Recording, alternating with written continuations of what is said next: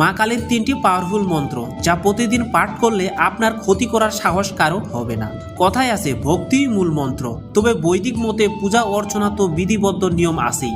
শাস্ত্রে বলা আছে মা কালীর এই 3টি মন্ত্র প্রতিদিন পাঠ করলে আপনাকে ক্ষতি করার সাহস কারো হবে না। তাই চলুন মন্ত্রগুলি জেনে নেওয়া যাক। নাম্বার 1, মা কালীর বীজ মন্ত্র। ওম ক্রিম কালিকায় নমঃ। এই মন্ত্রটি পাঠ করলে অশুভ শক্তির প্রভাব মুক্ত হয়, যে কোনো বিপদের আশঙ্কা থেকে মুক্তি পাওয়া যায় এবং আত্মবিশ্বাসের পরিমাণ বেড়ে যায়। নাম্বার 2, বিশেষ কালী মন্ত্র।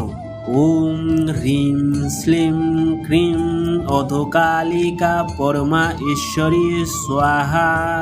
এই মন্ত্রটি পাঠ করলে শরীর ও মন ভালো হয়ে ওঠে, রাগ, ইগো, হিংসার মতন ধ্বংসাত্মক অনুভূতিগুলোর প্রভাব কমে যায়। নাম্বার 3, মহাকালী মন্ত্র। ওম ক্রিম ক্রিম রিম রিম।